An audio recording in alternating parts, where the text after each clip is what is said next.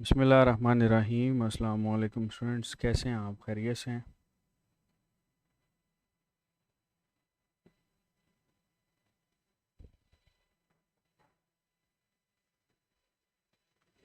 जी बेटे, मुझे बताइएगा कि क्या आपको मेरी आवाज़ आ रही है?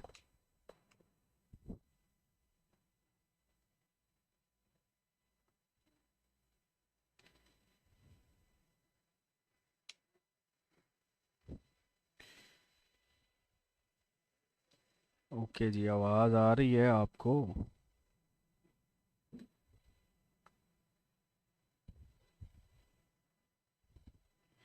जी बेटे, टॉपिक आज हम लोगों ने स्टार्ट करना है एवोल्यूशन का। और इसमें सबसे पहले हम लोग कॉन्सेप्ट ऑफ एवोल्यूशन को डील करेंगे कि एक्चुअली है क्या। अच्छा, जो ये एवोल्यूशन का सब्जेक्ट है ना, ये हमारे पास काफ़ी रीडिंग है, ठीक है। सो इसको साथ साथ आप लोगों ने ना बुक रीडिंग इसकी लाजमी तौर पर रखनी है। तो बटे कॉन्सेप्ट ऑफ एवोल्यूशन को हम लोग डील करने से पहले सबसे पहले तो ये देखेंगे कि एवोल्यूशन होता क्या है, that what exactly evolution means. जी, आप बता सकते हैं एवोल्यूशन क्या होती है?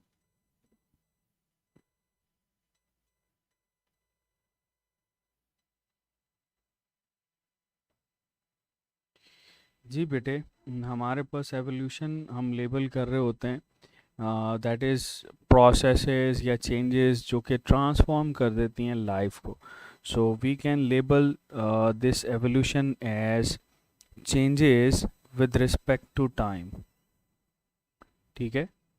Changes with respect to time, आपके पास जो भी चेंजेस आती हैं इसको हम लोग बोलते हैं एवोल्यूशन। और एवोल्यूशन जो है ये ओवरऑल हम लोग डील कर रहे होते हैं with the reference of earth के ऊपर कौन कौन सी चीज़ें आई अर्लीस्ट लाइफ से लेकर आपके पास जो मॉडर्न लाइफ है वो किस तरह से मौजूद होती है, इसमें पॉपुलेशंस के अंदर कौन कौन सी चेंजेस आई और किस तरह से आप इसको डील करते हो। बेटे, एवोल्यूशन को एक्सप्लेन करने के लिए ना दो स्कूल ऑफ थॉट जो कि बड़े इंपॉर्टेंट हैं, जिनको हम लोग जानते भी हैं। एक हमारे पास आ जाता है दैट इज़ स्पेशल क्रिएशन, ठीक है। और अच्छा, इस स्कूल ऑफ थॉट को हम लोग क्रिएशनिस्ट बोलते हैं, ये याद रखिएगा। एक हमारे पास थे क्रिएशनिस्ट, और क्रिएशनिस्ट वो वाले होते हैं विच बिलीव इन स्पेशल क्रिएशन, ठीक है, जिनका यकीन था कि हमारे पास ये जितनी भी लाइफ है ये बेटे स्पेशल क्रिएशन है। जैसे इस्लाम के अंदर है दैट कुन फायाकुन, अल्लाह पाक ने कहा और हो गया, सारी चीज़ें जो हैं बेटा वो हमारे पास हो गई, सात आसमान सात ज़मीनें तय बता है। तो क्रिएशनिस्ट जो हैं वो इस चीज़ के ऊपर बिलीव रखते हैं। लेकिन अगर हम लोग एवोल्यूशनिस्ट की बात करें तो एवोल्यूशनिस्ट जो हैं बेटा ये हमारे पास किस चीज़ पे बिलीव रखते हैं? एवोल्यूशनिस्ट इस चीज़ पे बिलीव रख रहे होते हैं कि भाई आपके पास ये जितना भी है ये सारा का सारा नेचुरल सिलेक्शन के थ्रू हो रहा है, ठीक है। ये जो नेचुरल सिलेक्शन होती है ये डिसाइड करती है कि ऑर्गेनिज्म जो हैं वो किस तरह से आपके पास चेंज हुए हैं, ठीक है। सो बेटे, ये दो स्कूल ऑफ थॉट हैं जिसको हम लोग डील कर रहे होते हैं। चलो मुझे बताओ कि ये जो थ्योरी ऑफ स्पेशल क्रिएशन होती है ये हमारे पास किसने पेश की थी, या कौन सा ऐसा साइंटिस्ट है जो कि इस पे बिलीव रखता है डिवाइन क्रिएशन पे? हम्म,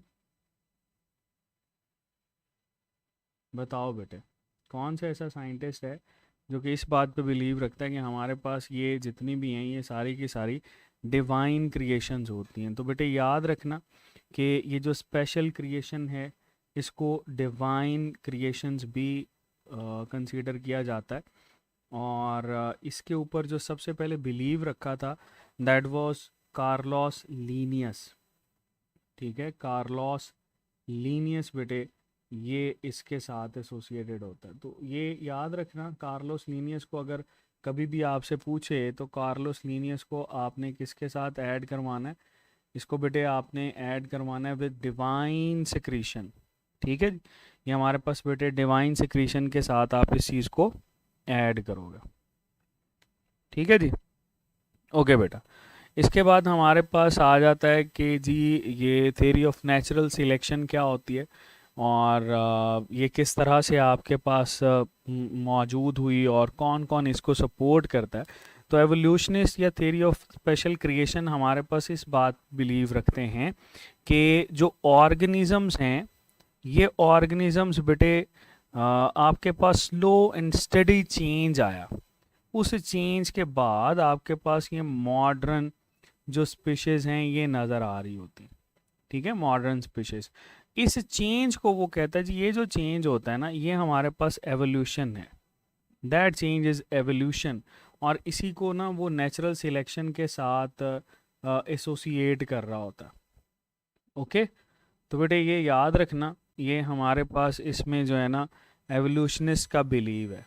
अच्छा, फिर हमारे पास कुछ साइंटिस्ट हैं, इनके नाम और इनके काम आप लोगों ने करने हैं, ठीक है, ये हमारे सिलेबस का हिस्सा हैं, ठीक है, तो ये लाजमी तौर पर करना है। तो चलो देख लेते हैं।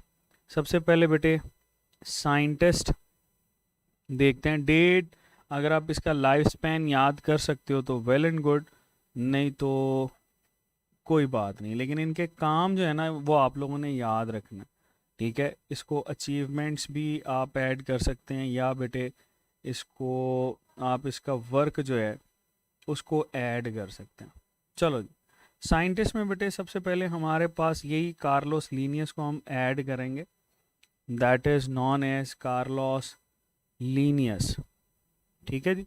कार्लोस लीनियस का बिलीव क्या था, दैट ही वाज बिलीविंग कि हमारे पास जो है ना डाइवर्सिटी ऑफ लाइफ जो है वो डिवाइन क्रिएशंस होती हैं, ठीक है।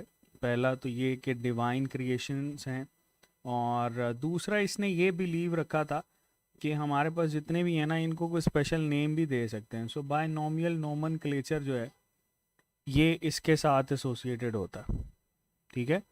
बायनोमियल नोमेनक्लेचर जो है ये इसने दिया था।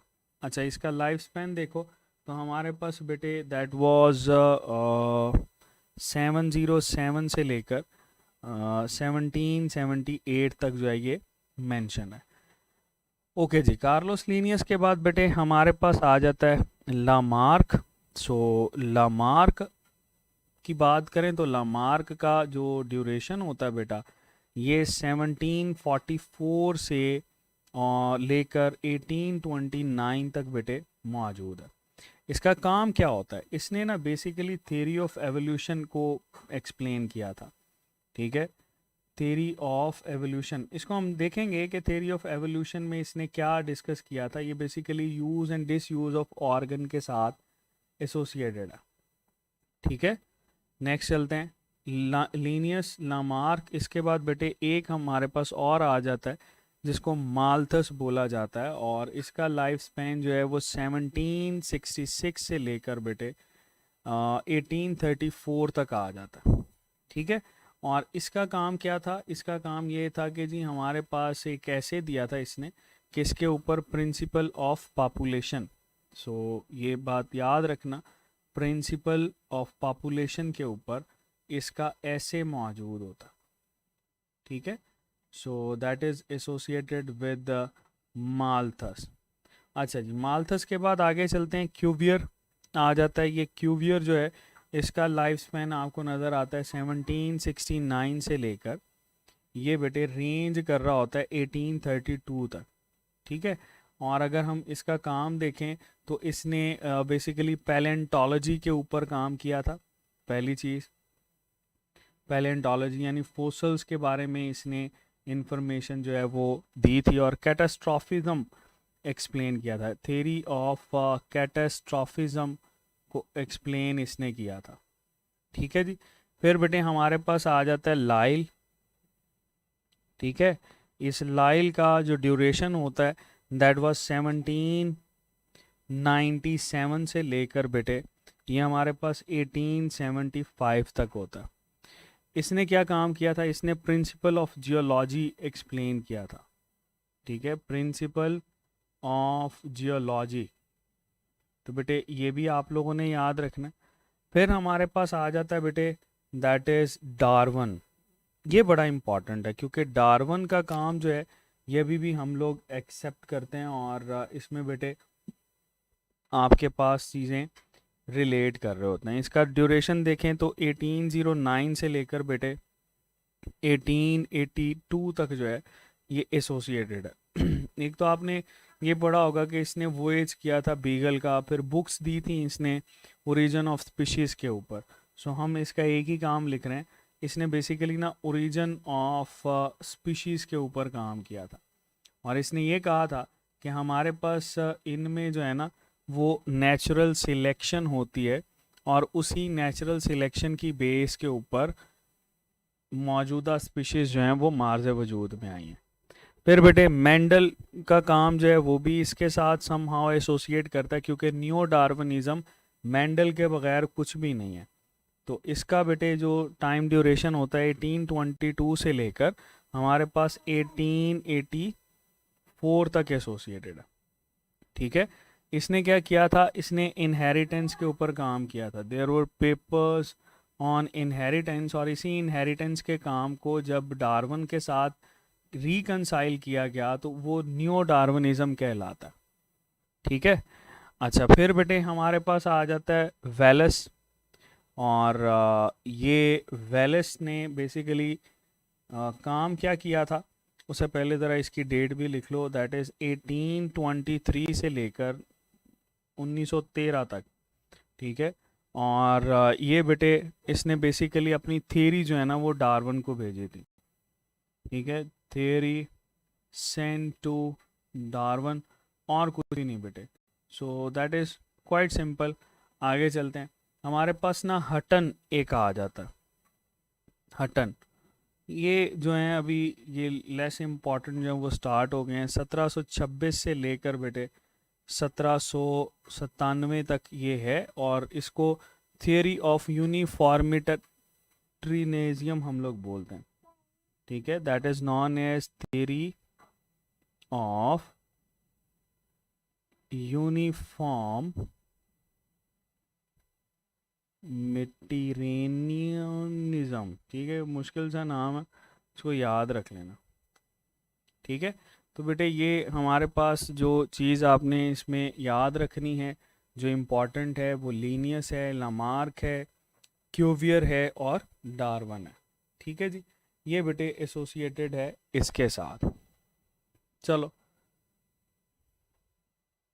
आगे चलते हैं बेटे, हमारे पास इसमें नेक्स्ट डील करेंगे हम लोग ओरिजिन ऑफ लाइफ को।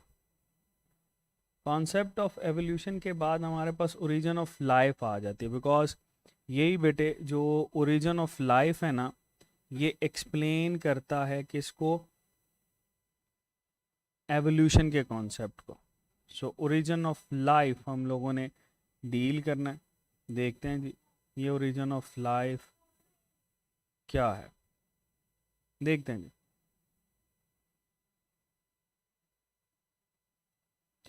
लाइफ स्पैन अगर तो आप इजीली याद कर सकते हैं तो कर लें, अदरवाइज बेटे कोई इतना ज़्यादा ज़रूरी नहीं है। ठीक है, चलो अच्छा इसमें ना स्टेप बाय स्टेप हम लोग चलेंगे ओरिजिन ऑफ लाइफ के लिए।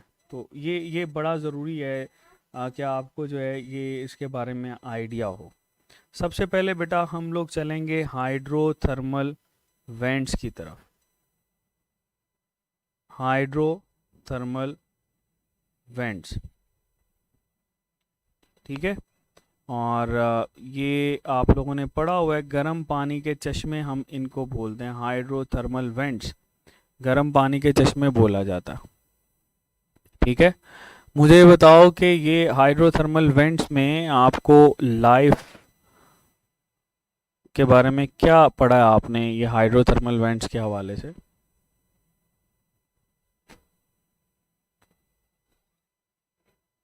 हाँ, हम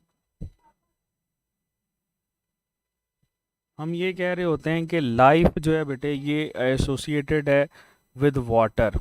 ठीक है, वाटर मतलब सबसे पहले जो लिविंग ऑर्गेनिज्म है ये वाटर के अंदर हमें नज़र आया। इसी वाटर में हम लोग ओशन या बेटे सी की बात करते हैं। ठीक है, लेकिन ये आप लोगों ने याद रखना है कि ये बेसिकली एसोसिएटेड है विद हाइड्रोथर्मल वेंट्स, ठीक है। पानी में तो है, लेकिन पानी के अंदर जो थर्मल यानी हीट के साथ एसोसिएटेड है, तो हाइड्रोथर्मल वेंट्स के साथ बेटे ये एसोसिएटेड होता है। बिल्कुल सही कह रहे हैं। इसमें ये कहा जाता है कि आपके पास जो सबसे पहली लाइफ थी ना बेटे, वो इस टेम्परेचर के ऊपर ओरिजिनेट हुई थी। दैट वाज अबाउट 120 डिग्री सी, ठीक है। और 120 डिग्री सी जब भी आपसे ये पूछेगा तो आपने ये बताना है कि 120 डिग्री सी टेम्परेचर बर्दाश्त करने वाले जो बैक्टीरियाज होते हैं, ये बेसिकली आर्क्योबैक्टीरियाज हैं।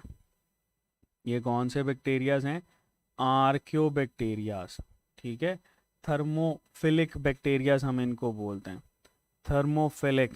और ये थर्मोफिलिक वो होते हैं जो बहुत ही ज़्यादा टेम्परेचर को बर्दाश्त कर सकते हैं, ठीक है। इसके साथ आप लोगों ने एक और चीज़ याद रखनी है कि ये जो आपके पास बैक्टीरियाज हैं, इनको एक्सट्रीमोफाइल्स भी बोलते हैं।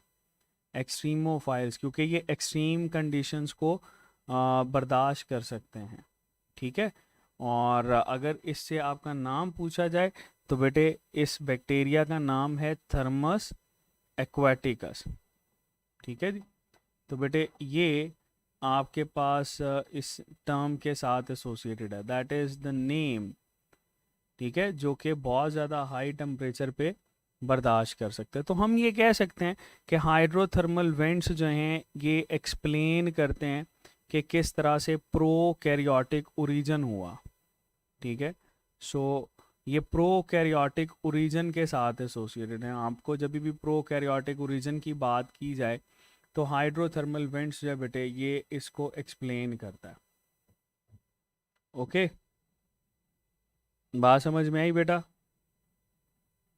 चलो, इसके बाद ना हमारे पास इन्वायरमेंट को भी हम लोग डील कर रहे होते हैं। इन्वायरमेंट जो होता है बेटा, पहले आप लोगों ने पढ़ा था कि रिड्यूसिंग इन्वायरमेंट था। रिड्यूसिंग, तो रिड्यूसिंग इन्वायरमेंट से ये आपके पास ऑक्सीडाइजिंग इन्वायरमेंट की तरफ मूव हुआ। सो यहाँ पर लिख लेते हैं दैट रिड्यूसिंग इन्वायरमेंट से बेटा ऑक्सीडाइजिंग इन्वायरमेंट की तरफ कैसे एवोल्यूशन आपको नज़र आती है। हमारे पास बेटे जो इनिशियल जितने भी आपको यहाँ पर प्लांट्स नज़र आते हैं, सॉरी ऑर्गेनिजम्स थे जो शुरू वाले थे, ठीक है, जिनको हम लोग फर्स्ट फोटोसिंथेटिक ऑर्गेनिज्म भी बोलते हैं। They were refer to as first photosynthetic organisms. ये जो बेटे हमारे पास फर्स्ट फोटोसिंथेटिक ऑर्गेनिज्म था ना, इसके बारे में बेटे ये कहा जाता है कि they were using hydrogen sulphide. ये हमारे पास किसको यूज़ करते थे? Hydrogen sulphide as a source of hydrogen, ठीक है। तो जब ये इसको यूज़ करते थे तो आपके पास क्या होता था? हाँ, सल्फर के ऑक्साइड्स रिलीज होते थे, ठीक है, याद रखना। तो इससे सल्फर रिलीज करते थे, ठीक है, जो कि आपके पास इन्वायरमेंट में आप लोगों ने पढ़ा हुआ ऑक्सीजन की तरह से तो रोल नहीं ना प्ले करता।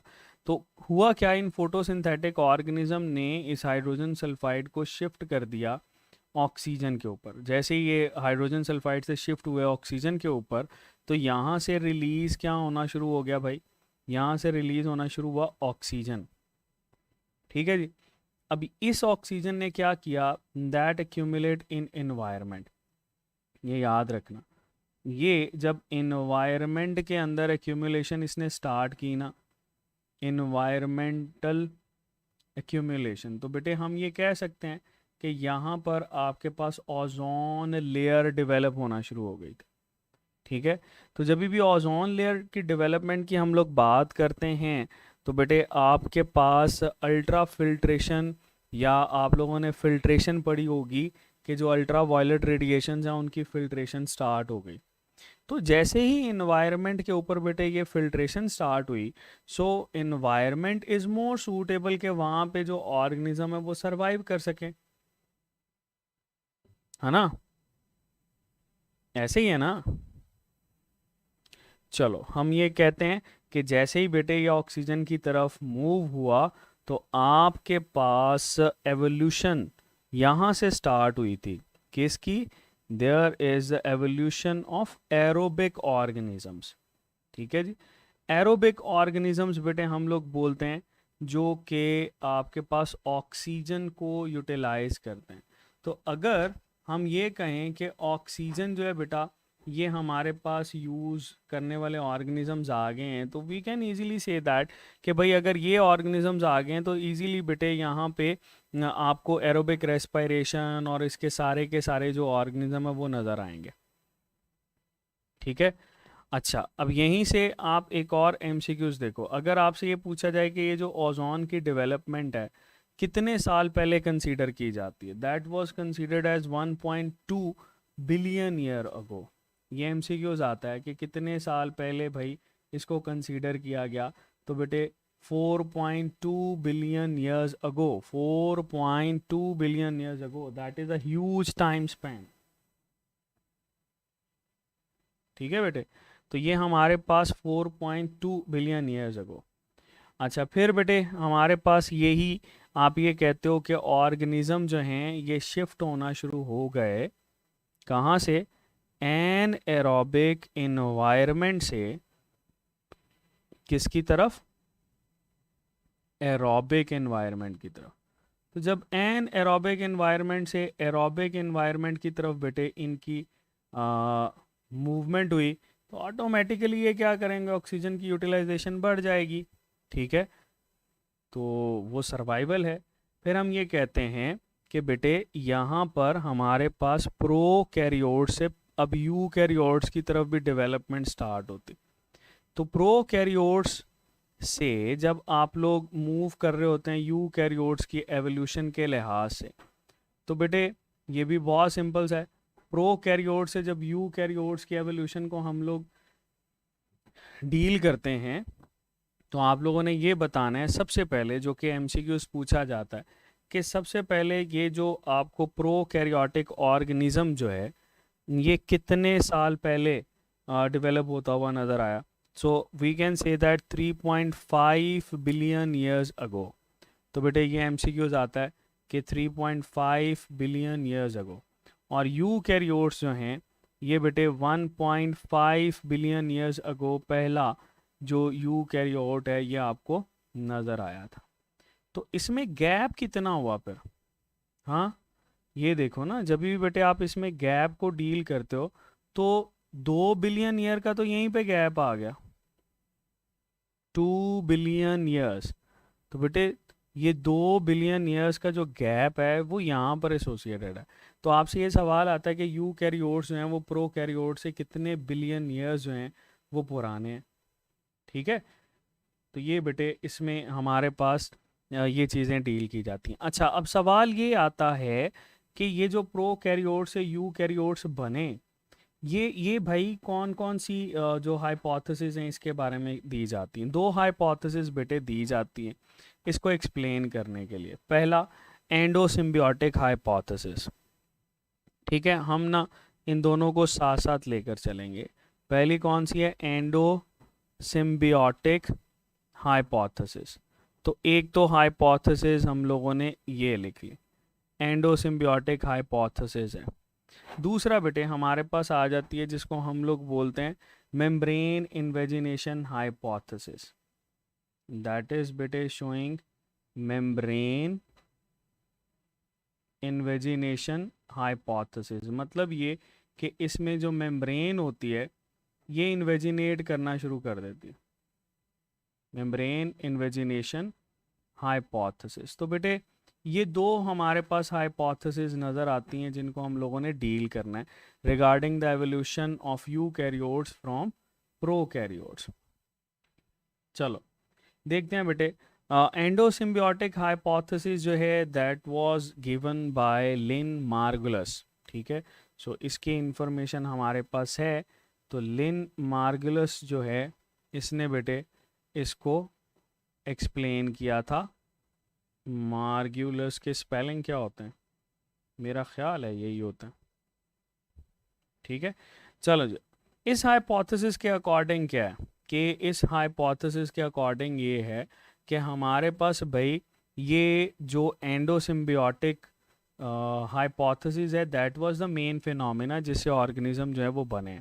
सपोज वो कहते हैं हमारे पास ये एक प्रोकैरियोटिक ऑर्गेनिज्म था, ठीक है। इस प्रोकैरियोटिक ऑर्गेनिज्म ने क्या किया, एरोबिक बैक्टीरिया को इनगल्फ कर लिया। Suppose that was aerobic bacteria, ठीक है। अब जैसे ही ये एरोबिक बैक्टीरिया को इनगल्फ किया इसने, तो एरोबिक बैक्टीरिया को इनगल्फ करने के बाद ये बेटे जो एरोबिक बैक्टीरिया है ये इसके अंदर जाके सस्टेन कर गया, ठीक है।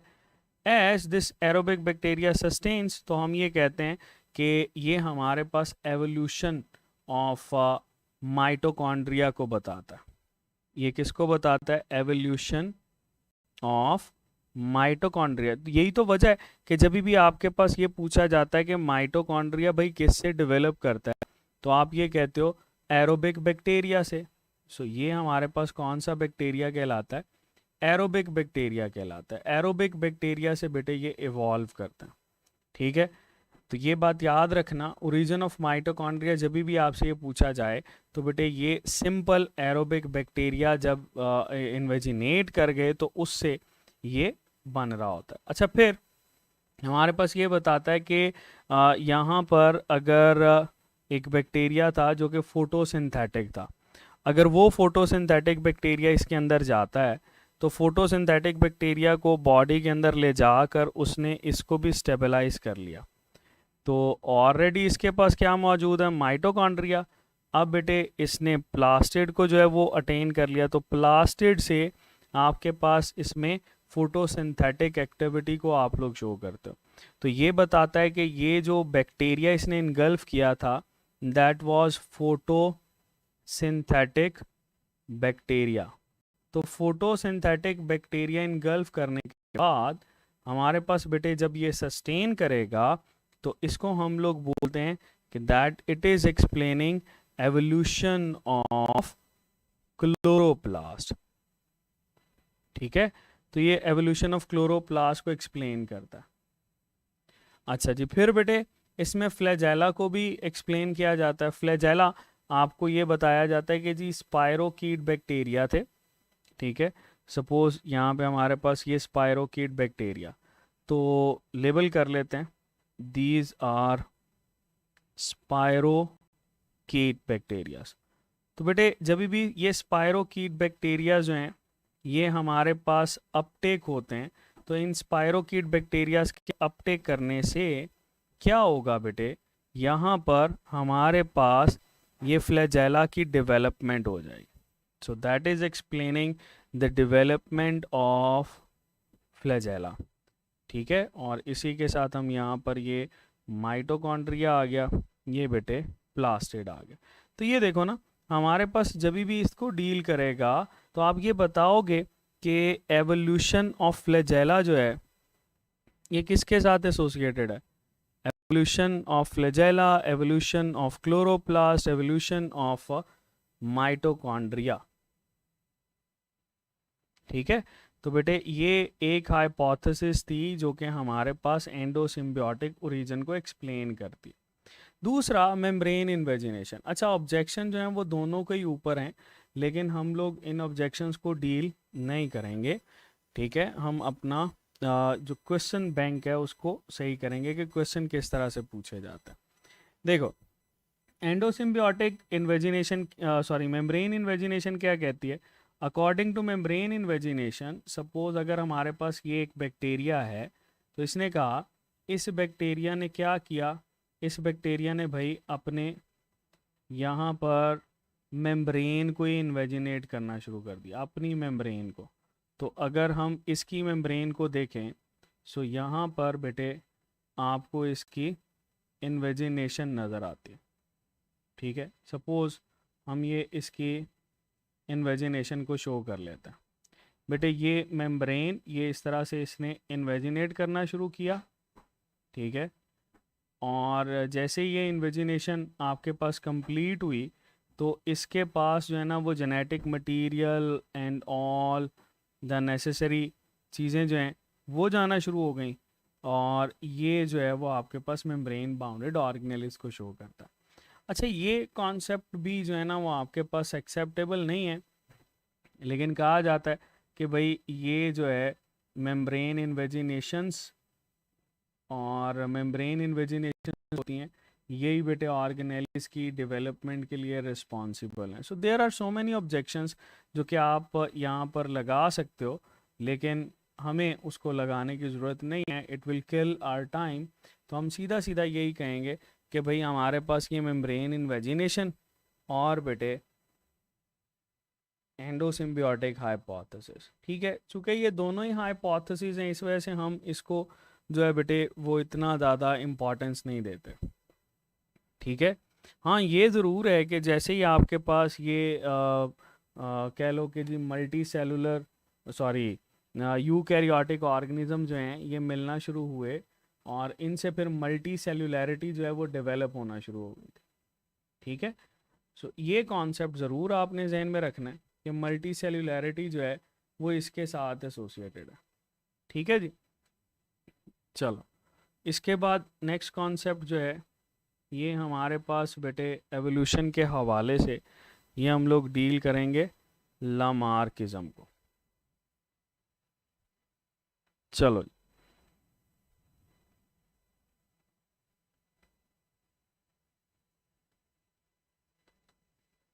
लामार्किज्म, ये लो जी लामार्किज्म। लामार्क बेटे हमारे पास क्या बताता है? लामार्क भाई बताता है कि चीज़ें जो है ना, आप जिन ऑर्गेनिजम्स को ज़्यादा यूज़ करते हो वो ऑर्गेनिज्म जो हैं वो आपके पास ज़्यादा स्ट्रॉन्ग हो जाते हैं, और जिन ऑर्गेनिज्म को आप यूज़ नहीं करते उन वो बेटे आपके पास वीक होना शुरू हो जाते हैं। And there is the time कि with the passage of time वो आहिस्ता आहिस्ता कम होना शुरू हो जाएंगे, ठीक है। अच्छा, याद रखना, इसने एक जो इम्पोर्टेंट चीज़ बताई थी, इसने कहा था कि एवोल्यूशन जो हमारे पास होती है that is actually explaining ladder of life, ठीक है। ये हमारे पास लैडर ऑफ लाइफ को एक्सप्लेन करती है। लैडर ऑफ लाइफ क्या है इसको हम देखते हैं। सपोज हमारे पास ये आ गया लैडर का एक एंड, और ये लैडर का दूसरा एंड बना लेते हैं।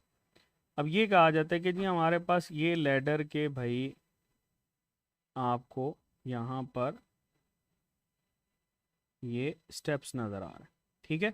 अब ये कहता है कि जो हमारे पास सबसे बेसिक था, ठीक है, सबसे बेसिक ये सबसे पुराना है, ठीक है। बेसिक इज शोइंग ओल्डेस्ट, ये सबसे बेटे ओल्डेस्ट को शो कर रहा है। और इसी के बाद आपके पास with the passage of time जैसे जैसे आप आगे मूव करते हो, तो लैडर ऑफ लाइफ ये कहती है कि हमारे पास ये जो सबसे टॉप पे नज़र आता है ना, दैट इज मॉडर्न, ठीक है। ये मॉडर्न स्पीशी आपके पास इसको एक्सप्लेन कर रही होती है। तो सबसे ओल्डेस्ट जो है वो सबसे पुराना होता है, और जो सबसे बेटे कह लो कि मॉडर्न है वो सबसे ऊपर होगा, सबसे ओल्डेस्ट सबसे नीचे लैडर के अकॉर्डिंग, और जो आपके पास बेटे सबसे नया है वो सबसे ऊपर होगा। अच्छा, लामार्किज्म ना इसने एक्सप्लेन किया था use and disuse of organs को, ठीक है। तो ये ज़रा कॉन्सेप्ट सुन लेते हैं, use and disuse of organs, ठीक है जी। अच्छा जी, फर्ज कर लो हम ये कहते हैं कि हमारे पास कुछ ऑर्गन्स हैं जिनका इस्तेमाल ज़्यादा होता है, कुछ ऑर्गन्स हैं जिनका इस्तेमाल कम होता है। जैसे मुझे बताओ, आप में से किस किस ने पॉपाय कार्टून देखे होंगे? पॉपाय द सेलर मैन, हम्म, किस किस ने देखे हुए हैं पॉपाय द सेलर मैन? किस किस ने देखे हुए हैं?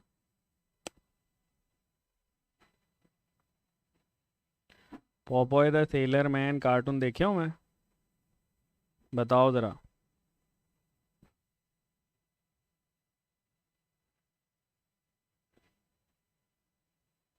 अच्छा जी, उसमें पोपॉय जो है वो भाई हमारे पास बाइसेप उसका बड़ा स्ट्रांग होता है। तो ये देखो यूज़ के अंदर वो बताता है कि जी ऐसे अफराद जो बाइसेप्स का यूज़ ज़्यादा करते हैं ना, उसका बाइसेप स्ट्रांग हो जाता है। ठीक है, बाइसेप्स स्ट्रांग। ठीक है, यहाँ तक तो बात हमें समझ में आती है। लेकिन लामार्क ने ये कहा था कि ठीक है बाइसेप स्ट्रांग हो गए, ठीक है, लेकिन ये बाइसेप आगे भी ट्रांसफ़र होते हैं। मतलब सपोज रियल लाइफ में आप सपोज कर लो कि जी कहा जाता है कि जी पोपाई की ना शादी हो गई, ठीक है, और पोपाई के यहाँ जो है ना वो बच्चा पैदा हुआ, तो नर्स बाहर आके कहेगी भाई मुबारक हो, ठीक है, ਤੁਹਾਡੇ ਘਰ दो ਬਾਹਾਂ ਹੋਈਆਂ ਨੇ ਨਾਲ ਨਿੱਕਾ ਜਿਹਾ ਮੁੰਡਾ ਲੱਗਾ है। तो ऐसा पॉसिबल है? हाँ, अगर यूज़ ऑफ ऑर्गन की बात करें तो यूज़ ऑफ ऑर्गन तो यही कॉन्सेप्ट हमें बता रहा है ना कि भाई अगर पोपाय के बाइसेप स्ट्रांग थे तो ये आपके पास नेक्स्ट जनरेशन में ट्रांसफ़र हो जाते हैं, transfer to next generation according to किसके, लामार्क के। और अगर आप अभी की रियल लाइफ में देखो तो ऐसा तो पॉसिबल नहीं है, लामार्क ने बिल्कुल गलत कहा था। ठीक है, हाँ, किसी हद तक ये डिसयूज़ ऑफ ऑर्गन के ऊपर आप इसको रिलाय ज़रूर कर सकते हो। इसने कहा कि आप जिन ऑर्गन्स को यूज़ नहीं करते, ठीक है, डिसयूज़, या आप उनको अबैंडन कर देते हो, या आप ये कह लो कि जी आप उनका बहुत ज़्यादा लेस यूज़ करते हो, ठीक है, तो with the passage of time Aahista Aahista वो ऑर्गन जो है वो ख़त्म होना शुरू हो जाता है। ठीक है, वेस्टिजियल ऑर्गन की टर्म आप लोगों ने पढ़ी होगी, वो वेस्टिजियल ऑर्गन की कैटेगरी के अंदर फॉल कर जाता। जैसे ये इस बात को एक्सप्लेन करता है कि भाई आपके पास जो है ना ह्यूमन में टेल मौजूद थी, ह्यूमन बॉडी जो हमारे पुराने आबाओ अजदाद थे ना उनमें टेल थी, ठीक है, लेकिन मॉडर्न ह्यूमन के अंदर ऐसा कुछ नहीं है। मॉडर्न ह्यूमन में भाई आपको टेल नज़र नहीं आती, देयर इज़ नो टेल। और ये टेल क्यों नहीं है? क्योंकि हमारे बड़ों ने कहा जी भाई हम दुम वाले नहीं बन सकते, हम दुम का इस्तेमाल नहीं करेंगे। And with the passage of time आपके पास बेटे ये दुम का इस्तेमाल कम हुआ और अल्टीमेटली जो है ये चीज़ें आपके पास कंपनसेट होना शुरू हो गई।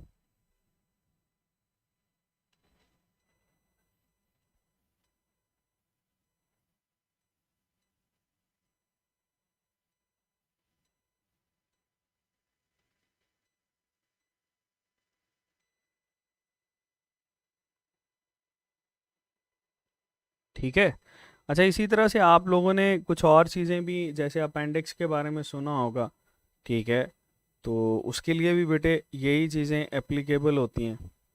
तो ये याद रखना कि ये आपके पास ना कुछ इजी चीज़ें हैं जो कि आप इसी में ही रिलेट कर रहे होते हो।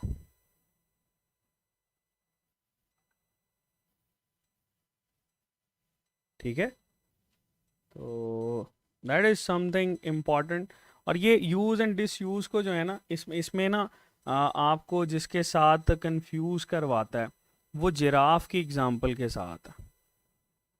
ठीक है, जिराफ, वो कहता है भाई जिराफ जो है ना इसने अपनी गर्दन का इस्तेमाल बहुत ज़्यादा किया, नेक यूजेज बहुत ज़्यादा की, ठीक है, और उसी के बाद क्या हुआ, इसकी गर्दन जो है वो लंबी हो गई, नेक जो है वो इलोंगेटेड आ गई। अब नेक अगर इलोंगेटेड है तो वही नेक्स्ट जनरेशन में जाएगी। इसने ना जिराफ को, क्योंकि उस वक्त जिराफ की जेनेटिक्स के ऊपर इतना ज़्यादा काम नहीं हुआ था, इस वजह से बहुत सारे लोगों ने इस पर बिलीव भी किया। सो खैर हमारे पास यहाँ पे जो पॉइंट ऑफ पॉन्डर है वो ये कि लामार्क जो है दैट वाज एक्सप्लेनिंग एवोल्यूशन, और इसमें भाई इसके पास कोई भी एक्सपेरिमेंटल प्रूफ नहीं था जो कि इसको दे सकता कि भाई ये हमारे पास सही है। ठीक है, ना इसने जेनेटिक्स को एक्सप्लेन किया था, ना इसने ये कहा जी आपके पास मॉडिफाई हो जाते हैं तो कैसे हो जाते हैं। जब तक आप जेनेटिक्स को एक्सप्लेन नहीं करते ना, जेनेटिक्स के अंदर आप चेंज नहीं लाते, ठीक है, जेनेटिक्स चेंज इसने एक्सप्लेन ही नहीं किया था, that was unexplained by the side of Lamarck. इस वजह से बेटे ये हमारे पास कोई इतनी ज़्यादा चीज़ें एक्सेप्टेबल नहीं हैं।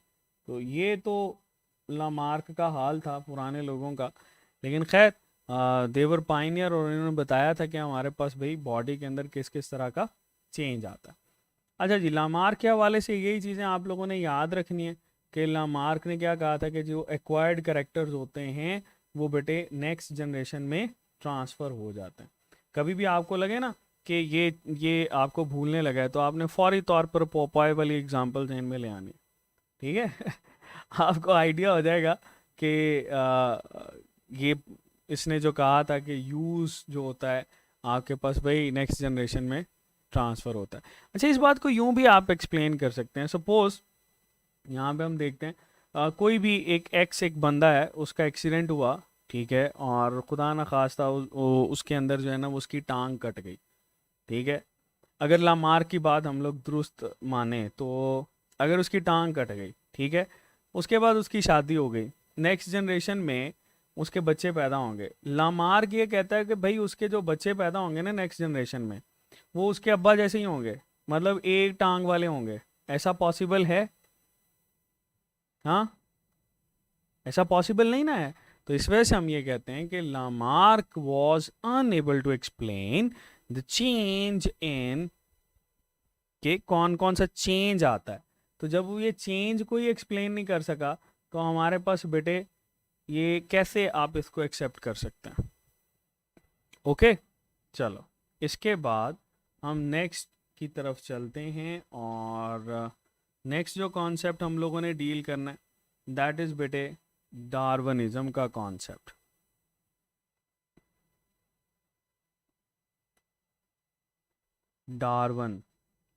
डार्विनिज्म, और ये ना रिलेटिवली ज़्यादा बेहतर है क्योंकि डार्विनिज्म जो है ये आपके पास बेटे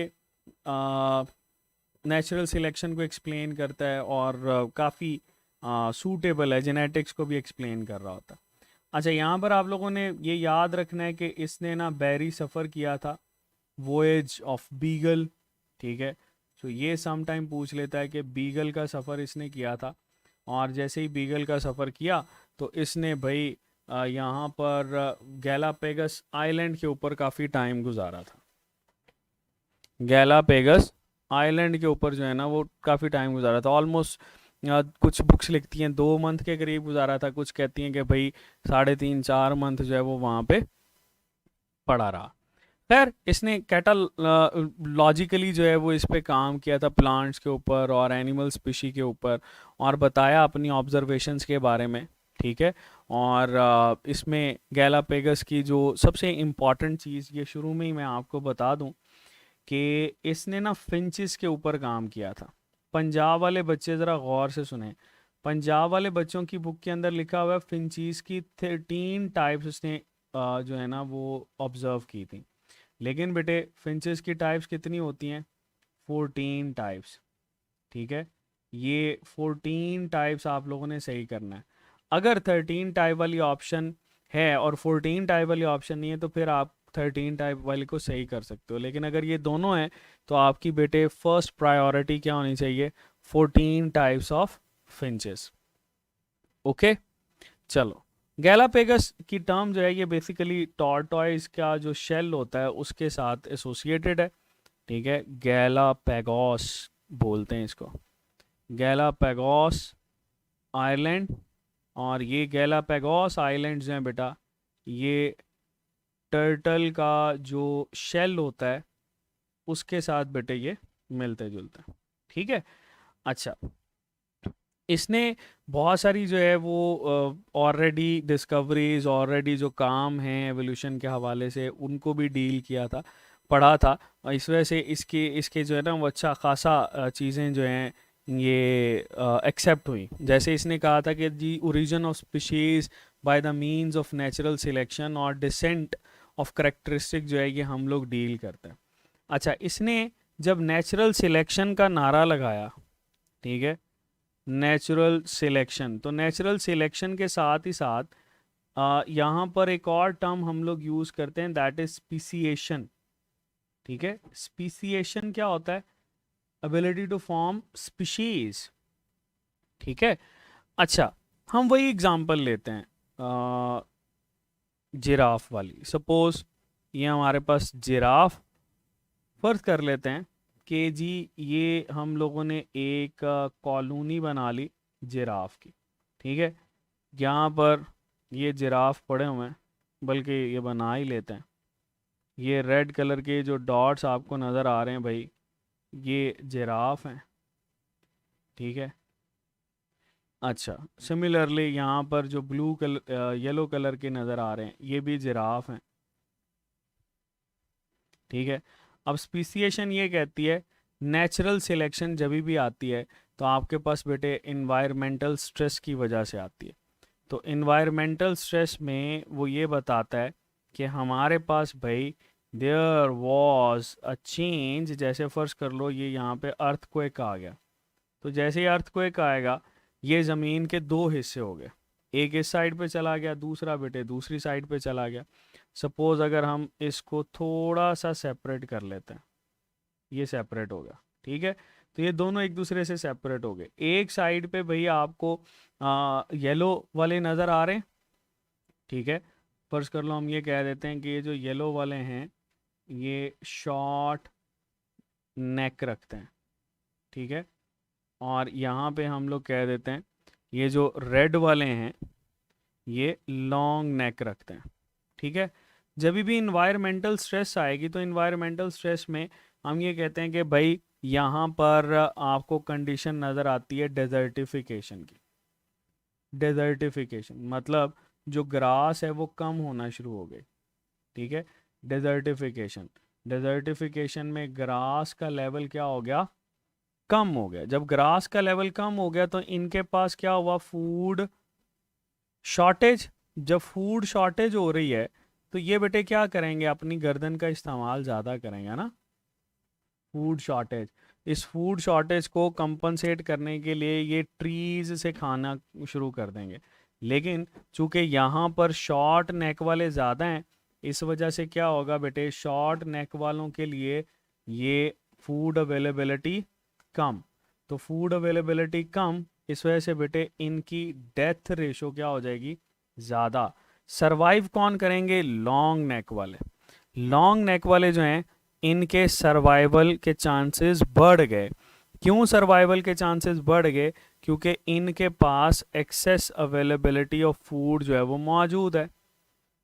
ठीक है, एक्सेस अवेलेबिलिटी ऑफ फूड है।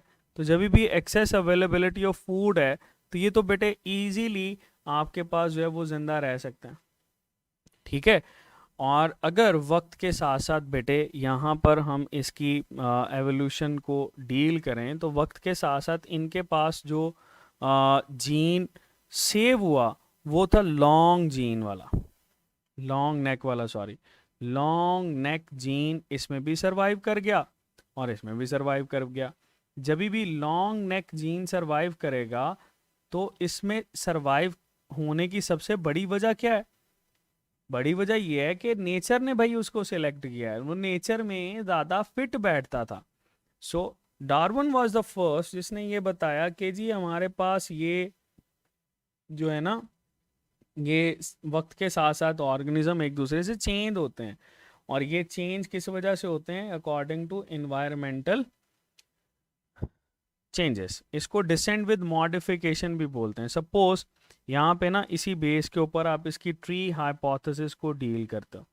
हम यहाँ पर इसकी ट्री हाइपोथेसिस को फर्ज कर लो ड्रॉ करते हैं। मैं ये कहता हूँ जी भाई ये कह रहा है हमारे पास ये इसका आ गया स्टेम। ठीक है जी, अच्छा स्टेम से आगे हम इसको डील करते हैं।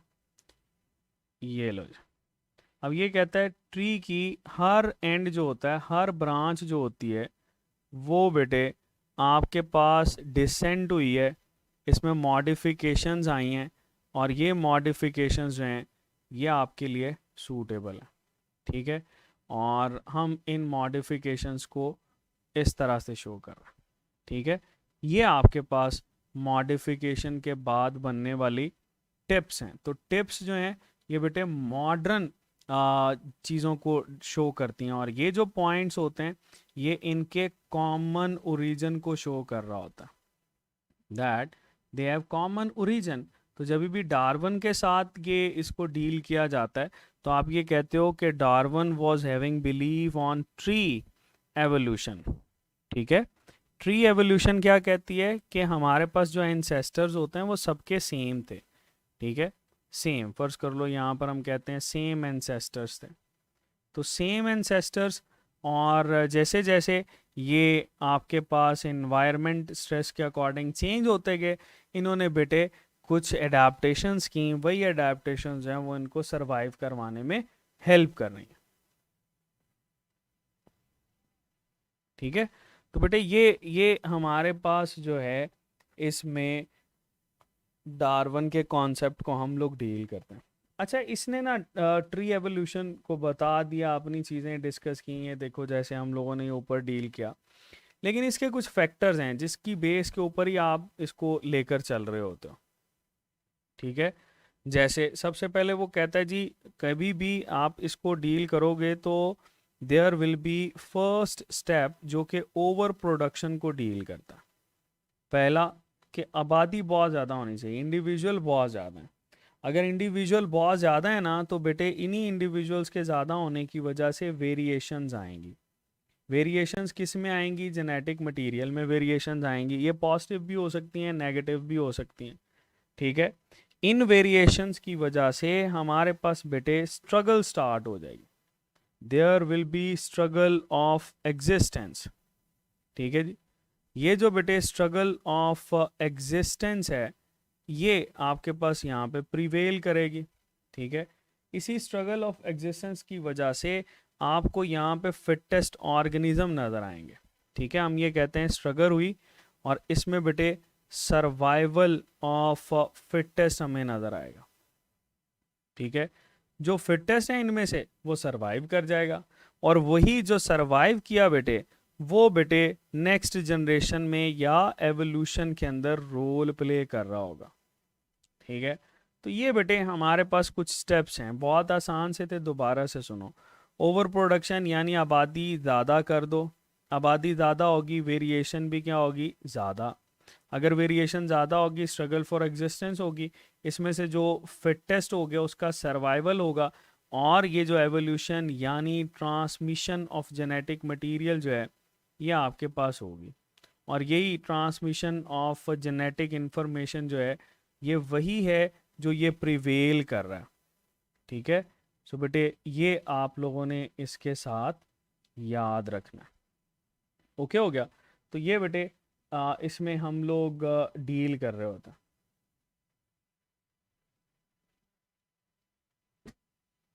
ठीक है जी, चलो ये बेटे ओवर प्रोडक्शन को हम लोग डील करते हैं।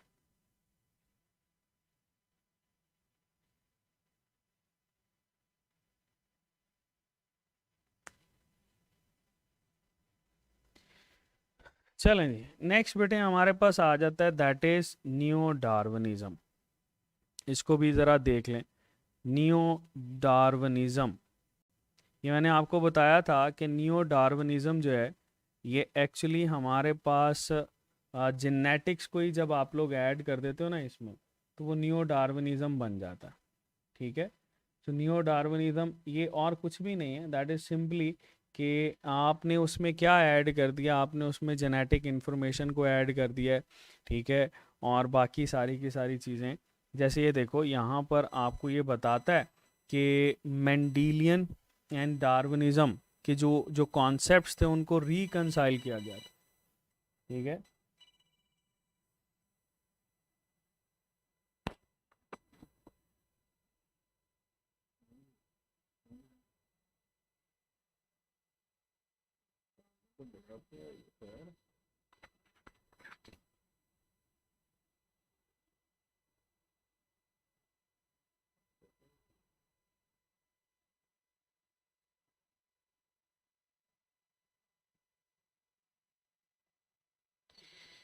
अच्छा जी, न्यू डार्विनिज्म बेटे आप देख लें, ज़ियाब खान बेटे आपको यहाँ पे स्क्विड गेम सूझ रही है, यहाँ पे ठीक है, आप को ऑलरेडी सारी चीज़ें आती हैं, लेकिन बेटे दूसरों का तो फ़ायदा करें ना, आप दूसरों के लिए आसानियाँ पैदा करें।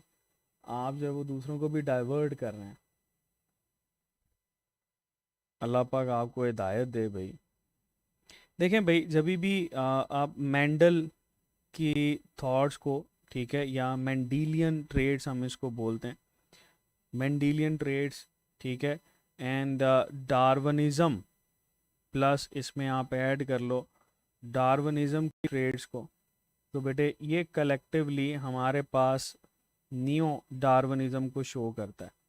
ठीक है, new Darwinism that is studying about genetics with reference to evolution. ठीक है, तो इसमें जेनेटिक्स आप लोग ऐड करते हो, मॉडर्न सिंथेसिस जो है ये इसी के साथ एसोसिएटेड है।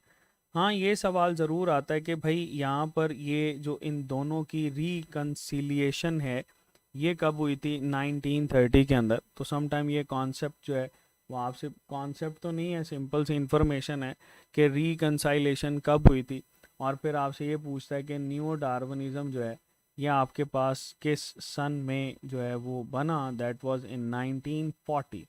ठीक है, सो इसका कॉन्सेप्ट जो है वो 1940 के अंदर आप लोग डील कर रहे हो। तो ओके, तो ये था बेटे हमारे पास डार्विनिज्म, न्यो डार्विनिज्म। इसमें ना डिफरेंट करेक्टर्स को हम लोग डील करते हैं, like biochemistry, ecology, palaeontology, taxonomy, biogeography, ठीक है, पॉपुलेशन जेनेटिक्स आप इसमें ऐड कर रहे हो। तो ये सारी की सारी किसका हिस्सा है, न्यो डार्विनिज्म का। तो ये बात याद रखना, न्यो डार्विनिज्म के अंदर आप डिफरेंट आइडियाज़, ठीक है, अगर फील्ड्स को ऐड करना चाहो तो बेटे इसके अंदर आप फील्ड ऐड कर सकते हो।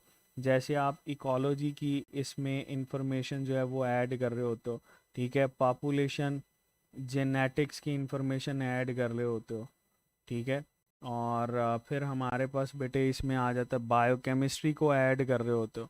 तो ये वो वाली इंफॉर्मेशन है जो कि बेटे इसमें ऐड की गई। ठीक है, टेक्सोनोमी को ऐड करते हो, बायोजियोग्राफी को ऐड करते हो। ठीक है, सो इन इंफॉर्मेशंस की वजह से ही आपके पास ये न्यू डार्विनिज्म जो है वो ज़्यादा एक्सेप्टेबल है, ज़्यादा फ्लेक्सिबल है, ज़्यादा सूटेबल है। ठीक है, चलें जी, ये बेटे हमारे पास ट्री हाइपोथेसिस, स्पीसिएशन, डार्विनिज्म का ये कॉन्सेप्ट जो है ये आप लोगों ने याद रखना। चलो, नेक्स्ट हमारे पास बेटे आ जाता है that is evidences of evolution. चलो जी, इसको ना क्वेश्चन की तरह से डील करते हैं, एविडेंसेस ऑफ एवोल्यूशन। एक एमसीक्यूज पूछता हूँ और फिर उसी एमसीक्यूज को हम लोग डील करते हैं। ठीक है, देखो बेटे ये जो आपके पास एवोल्यूशन के एविडेंसेस को डील करते हैं, आपके पास ना कुछ ऑप्शंस दी जाती हैं। ठीक है, और ये ऑप्शंस जो हैं ये इसको हेल्प करवाएंगे हमारे पास डिस्कस करने में। जैसे हमारे पास एक ऑप्शन में मेंशन किया जाता है बायोजियोग्राफी, एविडेंसेस फ्रॉम बायोजियोग्राफी। आप लोगों ने ये पढ़ा हुआ है कि बायोजियोग्राफी किस चीज़ को शो करती है, that is showing distribution of organisms. ठीक है, अच्छा, फिर हमारे पास आ जाता है भाई बायोजियोग्राफी के साथ नेक्स्ट जो हमें नज़र आता है दैट इज़ बेटे कंपैरेटिव, सॉरी पहले पैलेंटोलॉजी लिख लो, that will be showing palaeontology. Palaeontology जो है ना ये हमारे पास बेटे स्टडी ऑफ फोसल्स कहलाती है। ठीक है, चलो पैलेंटोलॉजी के बाद नेक्स्ट आप ऑप्शन में लिखो बेटे कंपैरेटिव एनाटॉमी। ठीक है, कंपैरेटिव एनाटॉमी, और फिर बेटे आप इसमें ऐड कर सकते हो कंपैरेटिव एम्ब्रियोलॉजी। ठीक है, सो ये बेटे हमारे पास कंपैरेटिव एम्ब्रियोलॉजी आ गए। ठीक है, लास्ट पे हम लोग लिखेंगे एविडेंसेस फ्रॉम मॉलिक्यूलर बायोलॉजी। तो बेटे ये आपके पास कुछ एविडेंसेस हैं जो कि बेटे हम लोग डील कर रहे होते हैं। ठीक है, 5 ऑप्शंस हम लोगों ने डील की। अगर बेटे आपसे ये पूछा जाए मोस्ट इम्पॉर्टेंट कौन सा है, तो मोस्ट इम्पॉर्टेंट इन पांचों में से आपने बताना है, दैट इज़ बेटे मॉलिक्यूलर बायोलॉजी। ठीक है, ये मोस्ट इम्पॉर्टेंट है। ठीक है, दैट इज़ मोस्ट इम्पॉर्टेंट। अगर आपसे पूछा जाए सेकंड मोस्ट इम्पॉर्टेंट, तो बेटे सेकंड मोस्ट इम्पॉर्टेंट हमारे पास एविडेंस जो होता है दैट इज़ पैलेंटोलॉजी। ओके, तो ये सेकंड मोस्ट इम्पॉर्टेंट की कैटेगरी के अंदर आता है। चलो सबसे पहले देखते हैं हम लोग बेटे एविडेंसेस फ्रॉम बायोजियोग्राफी। देखो, बायोजियोग्राफी बेटे, that means bio means life, आप लोगों को पता है, ये आप लोगों ने फर्स्ट ईयर के स्टार्ट में ही पढ़ा हुआ है। जियो का मतलब होता है अर्थ। ठीक है, जियो तो ऐसे, और ग्राफी बेटे हमारे पास बताता है डिस्ट्रीब्यूशन को, that is explaining distribution. Graph, कोई भी ग्राफ जो है ये डिस्ट्रीब्यूशन को एक्सप्लेन कर रहा होता है कि कौन सी चीज़ कहाँ पे ज़्यादा है, कौन सी चीज़ कहाँ पे कम है। सो बायोजियोग्राफी को अगर हम लोग डील करें तो बेटे ये बताता है कि अर्थ के किसी हिस्से में, सपोज हम ये कहते हैं कि अर्थ का एक ये वाला हिस्सा है। ठीक है, इस हिस्से में आपके पास भाई यहाँ पे आर्माडिलोस ज़्यादा हैं। ठीक है, आर्माडिलोस जो हैं वो शेल्ड मैमल कहलाते हैं। ठीक है, ये बेटे शेल्ड मैमल कहलाते हैं। ये शेल्ड मैमल्स अगर यहाँ पे मौजूद हैं तो इसका मतलब ये है कि ये यहाँ पे इस वजह से मौजूद है क्योंकि इसके एंसेस्टर यहाँ पे थे। ठीक है, शेल्ड के एंसेस्टर जो थे वो यहाँ पर थे, इसी वजह से ये बेटे मॉडर्न ये आर्माडेलोस जो है वो आपको नज़र आता है। ठीक है, अच्छा अगर वो कहता है कि भाई हमारे पास यहाँ पर ये एक और अर्थ का हिस्सा है, यहाँ पर आपको जो है ना वो नज़र आते हैं रनिंग बर्ड्स, कीवीज। ठीक है, आप लोगों को पता है कीवीज कहाँ पर नज़र ज़्यादा है सबसे, तो न्यूजीलैंड आप लोगों ने पढ़ा हुआ है। ठीक है, इसका क्या मतलब है, अगर कीवी यहाँ पर ज़्यादा मौजूद हैं तो इसका मतलब ये है कि कीवी के एंसेस्टर या कीवी लाइक एंसेस्टर यहाँ पर थे। ठीक है, सेम फॉर ऑस्ट्रेलिया की बात करें तो बेटे ऑस्ट्रेलिया के अंदर जो है वो आपको कैंगरूज नज़र आते हैं। सो कैंगरूज ये पाउच्ड मैमल्स होते हैं। ठीक है, तो ये इनके एंसेस्टर्स यहाँ पर ज़्यादा थे। सो बायोजियोग्राफी जो है तो ये तो सिंपल सी बेटे आपके पास ये बताती है कि हमारे पास जो है ना कोई भी ऑर्गेनिज्म जो है अगर किसी जगह पर ज़्यादा मौजूद है तो इसका मतलब यह है कि उसके एंसेस्टर्स वहाँ पर मौजूद थे। ठीक है, चलो एविडेंसेस फ्रॉम पैलेंटोलॉजी की बात करते हैं। सेकंड मोस्ट इम्पॉर्टेंट, अगर मॉलिक्यूलर बायोलॉजी की बेटे आपके पास टर्म यूज़ नहीं होती तो ये सबसे ज़्यादा जो है वो स्ट्रॉन्ग कंसीडर किया जाता है इन फेवर ऑफ एवोल्यूशन। ठीक है, मुझे ये बताओ कि यहाँ पर फोसल्स का मतलब क्या होता है। फोसल्स की टर्म बेटे हम लोग बोलते हैं रिमेन्स ऑफ अ बॉडी, और रिमेन्स ऑफ अ बॉडी ही बताती हैं कि भाई आपके पास कौन सा जो ऑर्गेनिज्म है वो ज़्यादा सरवाइव करवा रहा था। ठीक है, अच्छा ये जो फोसल्स हैं यहाँ से क्वेश्चन आता है कि फोसल रिकॉर्ड आपको कौन सी रॉक्स के अंदर नज़र आता है, सेडिमेंटरी रॉक्स बेटे। ठीक है, सेडिमेंटरी रॉक्स ये सॉफ्ट रॉक्स होती हैं जिसके अंदर जो है ये आपको फोसल रिकॉर्ड बेटे नज़र आता है। ठीक है, तो ये बड़ी सिंपल सी बात है। हाँ, यहाँ पर वो अगर आपसे ये पूछे कि इग्नियस रॉक्स, ठीक है, इग्नियस रॉक्स जो हैं ये सॉलिड होती हैं, और इग्नियस रॉक्स के अंदर कभी भी बेटे आपको ये फोसल्स नज़र नहीं आते बेटा। ठीक है, ये किस में नज़र आ रहे होते हैं, they are seen in sedimentary rocks. Okay, चलो जी, ये बेटे हमारे पास फोसल रिकॉर्ड इस चीज़ को एक्सप्लेन करते हैं, and that is most important after molecular biology.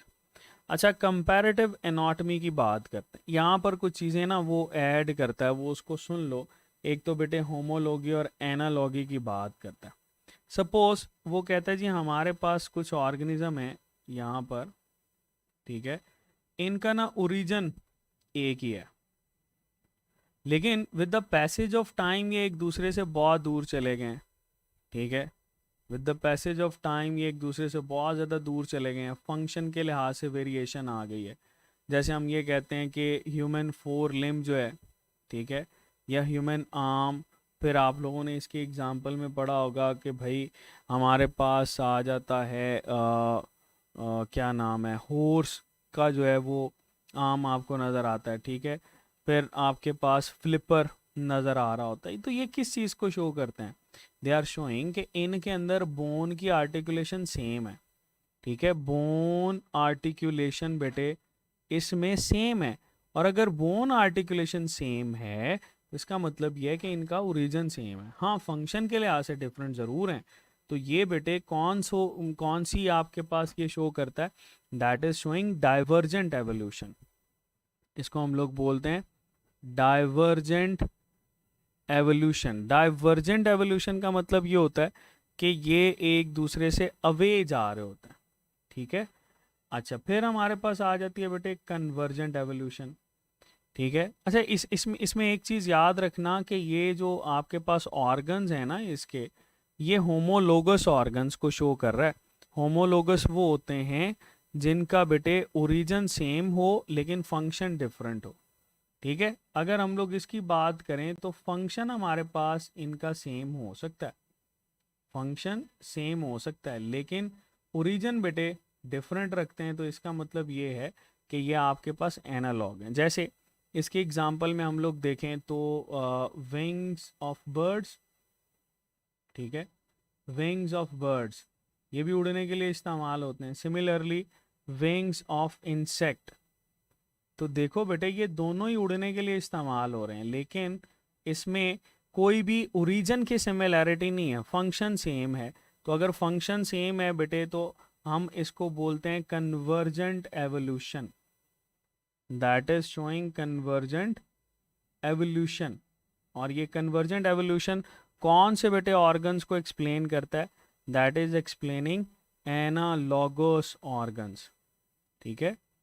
ये एनालॉगस ऑर्गन्स को एक्सप्लेन कर रहा होता। तो ये कंपैरेटिव एनाटॉमी। आगे आ जाती है कंपैरेटिव एम्ब्रियोलॉजी। कंपैरेटिव एम्ब्रियोलॉजी ये कहती है कि हमारे पास भाई सारे के सारे जो हैं वो सेम ओरिजिन के साथ एसोसिएटेड हैं। जैसे हम ये कहें फिश से इवॉल्व हुए हैं एम्फीबियंस, और एम्फीबियन से बेटे इवॉल्व हुए हैं आपके पास रेप्टाइल्स, और रेप्टाइल से बेटे इवॉल्व हुए हैं बर्ड्स और मैमल्स। तो इसका मतलब ये है कि समहाउ ये सारे के सारे वो करेक्टरिस्टिक शो करेंगे जो कि इसके अंदर नज़र आती है फिश में, ठीक है। तो देखो आपको बेटे यहाँ पर अगर गिल्स नज़र आते हैं तो एम्फीबियंस में भी, रेप्टाइल्स में भी, बर्ड्स में भी नज़र आएंगे। कब? डेवलपमेंटल स्टेज में, ठीक है। सो डेवलपमेंटल स्टेजेस देखनी पड़ती हैं। इन तमाम की डेवलपमेंटल स्टेजेस सेम है। जैसे आपको ब्लास्टूला फॉर्मेशन नज़र आएगी, गैस्ट्रूला नज़र आता है। इन सब की मोर और लेस जो ये चेंजेस होती हैं बेटे डेवलपमेंट के दौरान, ये सेम चेंजेस शो कर रहा होता है, ठीक है। चाहे वो एम्फीबियंस हों, चाहे वो रेप्टाइल्स हों, चाहे वो बेटे हमारे पास बर्ड्स हों या मैमल्स हों। इवन हम लोग भी जो हैं वो माँ के पेट में जब होते हैं तो हमारे भी लंग्स जो हैं वो डेवलप होते हैं, ठीक है। चलो इसके साथ आप कुछ चीज़ें ऐड कर सकते हो, जैसे वेस्टिजियल ऑर्गन को ऐड कर सकते हो, ठीक है। चलो लास्ट पे बेटे ये एवोल्यूशन का लास्ट हमारा जो पॉइंट है इसको डील करेंगे, फिर एक दो एमसीक्यूज हैं इससे रिलेटेड वो भी देख लो। मॉलिक्यूलर बायोलॉजी मोस्ट इम्पॉर्टेंट है क्योंकि ये सबसे एविडेंट एक्सप्लेनेशन देती है, प्रूफ देती है। मोस्ट एविडेंट बेटे आपके पास एक्सप्लेनेशन जो है वो ये दे रहा होता है। और इसके अंदर मॉलिक्यूलर बायोलॉजी के अंदर आप जिन मॉलिक्यूल्स को बेटे डील करते हो ना वो हमारे पास मेनली दो होते हैं, ठीक है। आपको डीएनए इसमें देखना पड़ता है, या कुछ लार्जर प्रोटीन्स देखनी पड़ती हैं, या समटाइम आप आरएनए को देख लेते हो, ठीक है। सो ये आपके पास कोई जीन या जीन प्रोडक्ट आप इसमें शो करवाते हो, और आप ये भी यहाँ पर ऐड करते हो कि मोस्ट इम्पॉर्टेंट या समटाइम्स स्ट्रॉन्ग एविडेंस के तौर पर पूछा जाता है। तो मोस्ट स्ट्रॉन्ग एविडेंस जो होता है वो आपके पास मॉलिक्यूलर बायोलॉजी होती है। ठीक है, ऐसे ऑर्गेनिज्म जिनका जेनेटिक मटेरियल मिलता जुलता है, ठीक है, जिनमें जेनेटिक मटेरियल सिमिलैरिटी है। तो अगर जेनेटिक मटेरियल सिमिलैरिटी है तो इसका मतलब ये है कि ये एक दूसरे के साथ ज़्यादा क्लोज हैं, more close to each other.